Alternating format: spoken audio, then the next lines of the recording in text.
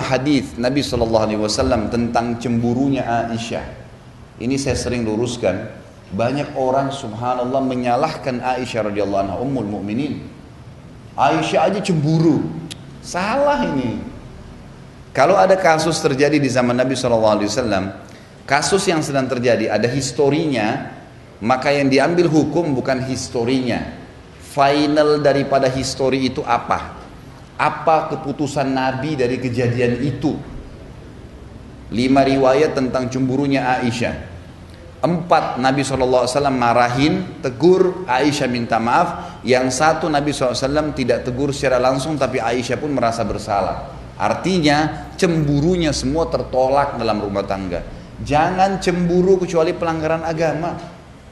Kalau yang bukan pelanggaran agama jangan, nggak perlu. Itu merusak konslet.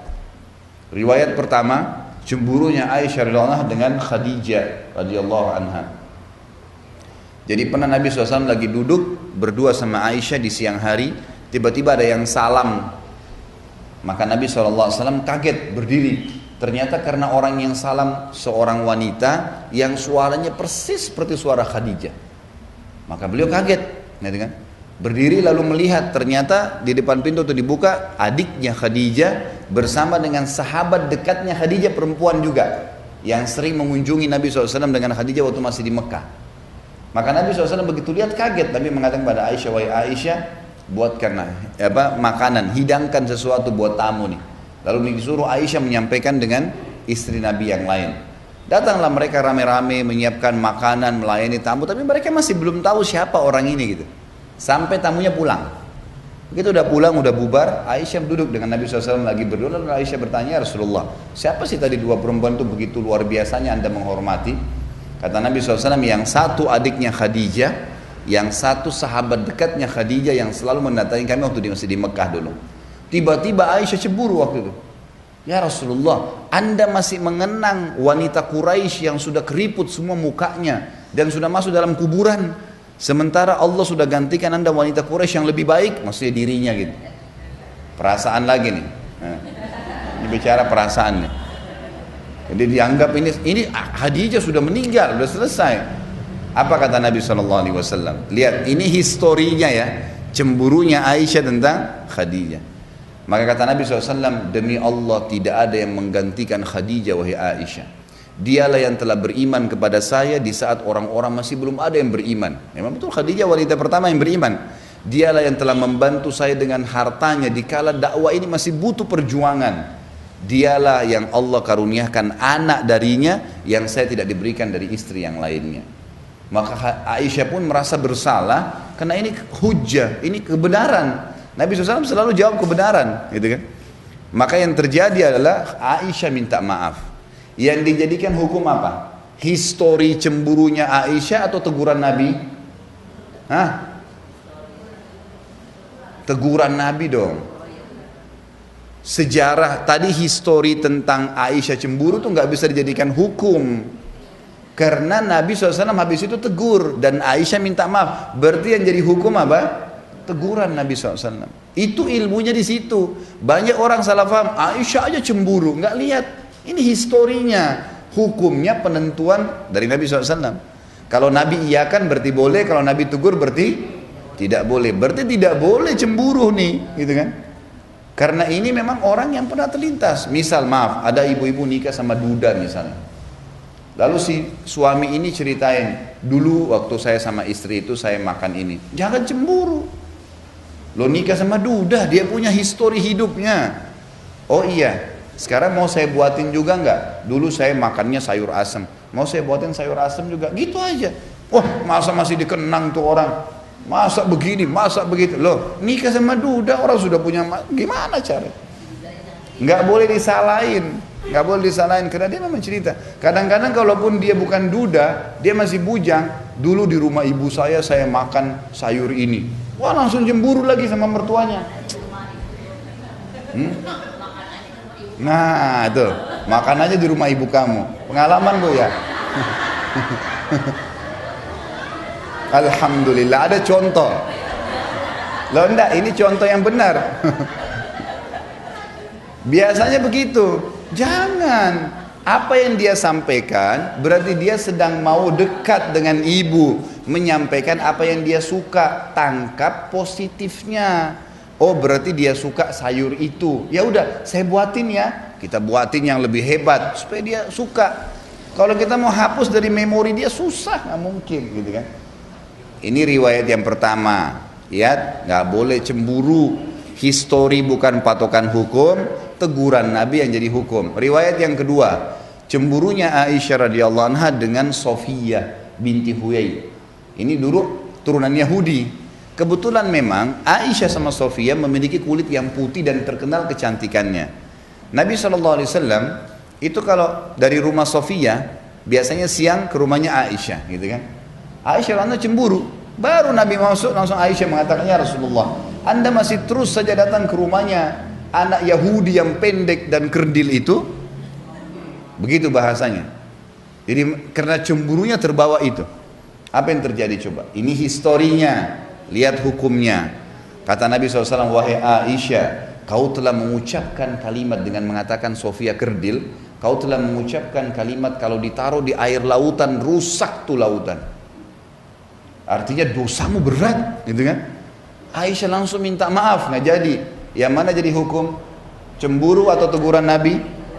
Teguran Nabi SAW. Ini masalahnya banyak ustadz-ustadz pun mengatakan Aisyah aja cemburu. Loh subhanallah.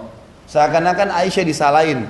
Aisyah di sini menjadi penyebab hukum kita faham. Sebagaimana kalau ada beberapa sahabat yang melakukan kasus, kemudian ditegur, turunlah hukum kita faham, gitu kan? Jadi kita bukan melihat historinya, itu cuma sekedar kenangannya, kisahnya, penyebab, tapi hukum teguran Nabi SAW. Nabi bolehkan atau tidak? Riwayat yang kedua. Riwayat yang ketiga, cemburu Aisyah di malam nisfu Sya'ban. Dalam sebuah riwayat yang sahih disebutkan bahwasanya satu malam pernah pas malam 15 Sya'ban, Nabi SAW lagi tidur, memang malam itu malamnya Aisyah, gitu kan? Lalu Aisyah kaget tengah malam, lihat Nabi SAW nggak ada di sebelahnya, tiba-tiba cemburu, pakai baju, kemudian datangin semua istri Nabi yang lain, diketokin, Nabi ada nggak? Nabi ada nggak? Nabi ada nggak? Satu-satu, ternyata semua nggak ada. Mereka bilang, kan malam ini malam kamu, bagaimana Nabi datang ke kami? Nggak mungkin, gitu kan? Maka Aisyah buru-buru ke masjid. Ternyata Nabi SAW lagi sholat tahajud. Lagi di masjid, lagi sholat. Nah Nabi SAW waktu lagi sholat, begitu salam, tahu ada Aisyah di sebelahnya dan nafasnya lagi engah, terengah-engah. Buru-buru ke masjid, gitu kan. Kata Nabi SAW, wahai Aisyah, kau cemburu lagi. Ini malam nisfu Sya'ban, malamnya sholat malam ini. Aisyah merasa bersalah, gitu kan. Minta maaf, sudah 3 riwayat. Ini cuma 5 riwayat masalah cemburu nih. Tiga-tiganya sudah ditegur. Yang keempat, cemburunya Aisyah radhiyallahu anha dengan Maria. Maria istri yang lain, yang dari Mesir. Maria ini tahu kalau Nabi SAW paling gemar makan madu. Jadi setiap datang ke sana, Nabi selalu dihidangkan madu. Dan kita tahu kalau madu dikonsumsi tidak akan ada bau mulut, gitu kan?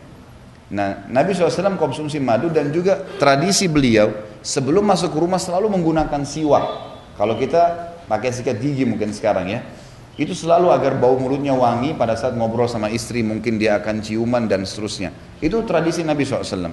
Maka Nabi selalu menjaga. Maka Aisyah tahu kalau ini di rumahnya Maria selalu dikasih madu. Karena Nabi SAW kadang cerita, dia datang ke rumah sebelahnya. Rumah sebelahnya ini Hafsah. Kebetulan orang yang hampir sepadan umurnya, beda 2 tahun 3 tahun sama Aisyah, jadi masih muda juga datang ke situ. Katakan, hai Hafsah, kalau Rasulullah SAW datang nanti di rumahmu, bilang mulutnya bau. Ya. Kata Hafsah, kenapa? Karena dia dari rumahnya Maria makan madu, kamu sama saya nggak punya madu, kita nggak bisa hidangin. Kan itu. Jadi biar Nabi SAW nggak makan madu lagi rumahnya Maria. Baiklah, Hafsah setuju. Gitu kan? Ini bertawun dalam hal yang tidak baik nih. Jadi akhirnya Aisyah pulang ke rumahnya sudah sepakat. Ini kan tetangga-tetanggaan, istri Nabi kebanyakan tetangga-tetanggaan. Yang satu-satunya jauh cuma Maria, memang agak jauh di pinggir kota Madinah rumahnya, gitu kan? Maka Nabi SAW datang ke rumah Aisyah. Kemudian Aisyah mengatakan, baru masuk ya Rasulullah mulut anda bau. Kok bisa? Saya sudah pakai siwak. Nggak mungkin orang sudah sikat gigi segar kemudian bau, dan saya cuma makan madu, pokoknya bau ya Rasulullah. Rasulullah sudah tahu ini ada masalah nih, ini pasti permainan lagi nih.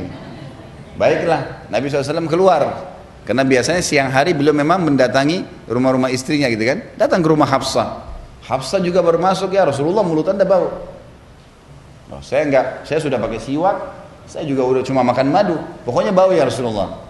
Rasulullah SAW sudah tahu nih, ini ada masalah berdua ini. Rasulullah nggak ke rumah yang lain lagi, langsung ke pinggir kota Madinah, kemudian duduk memikirkan, ini kenapa sih mereka ini buat gini gitu kan. Seperti itulah bahasanya. Lewat seorang sahabat bilang, ya Rasulullah ada apa? Gitu. Bisakah saya bantu? Kata Nabi SAW, hari ini saya haramkan madu, gak boleh lagi umatku minum madu gitu kan.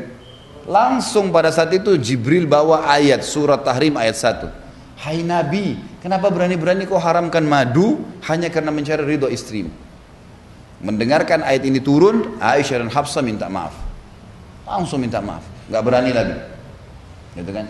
Yang terakhir ini 4 ingat, 4 riwayat semuanya permintaan maaf dari Aisyah, dan historinya karena cemburu yang salah. Hukumnya adalah teguran Nabi SAW, tidak membolehkannya. Gak ada lagi mulai hari ini cemburu dengan mertua, dengan ipar, dengan perlu. Kecuali pelanggaran agama ya lain. Misalnya dia bergaul bebas, nah itu haram, gak boleh tegur. Ada sembarangan orang telepon yang memang betul-betul bisa berbahaya bagi rumah tangga, itu lain. Riwayat yang kelima adalah riwayat cemburunya Aisyah dengan Ummu Salamah radhiyallahu anha ajmain. Ummu Salamah ini istri Nabi yang paling tua umurnya. Yang lain semuanya itu tidak tua gitu kan.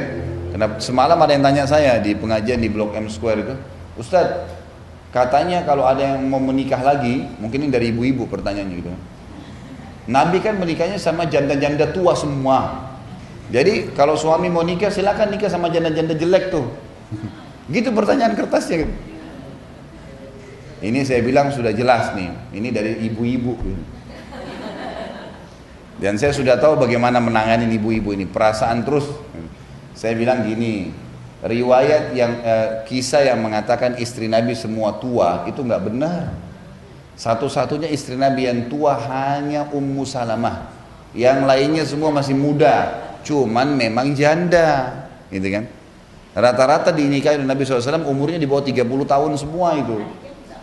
Khadijah lain, kita sudah meninggal. Khadijah kan waktu di Mekah sendirian, nggak ada madunya Khadijah. Waktu menikah umur 40 tahun. Menikah dengan Nabi SAW di umur 40 tahun, Nabi SAW umur 25, beda 15 tahun waktu itu. Dan Nabi SAW dikaruniai 6 orang anak dari Khadijah, gitu kan. Setelah itu masih melahirkan. Baik, kita bicara ini fase Madinah, istri-istri Nabi setelah poligami, gitu kan. Setelah kasus poligami, karena di Mekah tidak ada poligami selama Khadijah masih hidup. Waktu Khadijah sudah meninggal, maka Nabi SAW menikahi 2 wanita sekaligus, Aisyah dengan Sauda. Ini dengan waktu yang bersamaan, gitu kan. Jadi kita lihat Ummu Salamah ini satu-satunya istri Nabi yang memang yang berumur, dan beliau sangat bijaksana. Orangnya itu dewasa, orangnya sangat dewasa karena sudah berumur. Jadi tidak ada ikut-ikutan dalam kasus cemburu-cemburuan nih, gitu kan. Ummu Salamah pernah memberikan hadiah senampan kurma ke rumah Aisyah. Niatnya baik, karena waktu itu Nabi SAW lagi duduk di rumah Aisyah, niatnya supaya dimakan berdua sama Nabi SAW. Niatnya baik, gitu kan. Waktu tiba nampan tersebut dan yang bawa pembantunya Ummu Salamah, Aisyah lihat, gitu kan. Ini pembantu Ummu Salamah, langsung cemburu lagi. Cemburunya ini, masa orang ini sudah tahu waktu saya kok masih mengganggu, padahal sebenarnya dia tidak tangkap nih maksudnya. Makanya jangan pakai perasaan, pakai pikiran. Ini kalau perasaan suudzon terus orang, gitu kan. Akhirnya ditepis lah, Aisyah langsung berdiri, langsung ditepis nampan itu, berantakan sebuah kurmanya. Kata Nabi SAW waktu itu, ini hadis yang, ini riwayat yang kelima ya. Kata Nabi SAW kepada pembantunya Ummu Salamah, pungutlah kurma-kurma ini, ibumu lagi cemburu. Udahlah. Itulah. Akhirnya Aisyah malu sendiri, Aisyah ikut mengumungut kurma itu. Dan akhirnya dimakan juga, gitu kan. Yang jadi hukum yang mana? Histori atau penentuan Nabi SAW. Jadi tidak ada cemburu kecuali pelanggaran agama terjadi. Ini akan lebih meringankan hatinya ibu-ibu. Luar biasa tenang hatinya kalau ini selamat.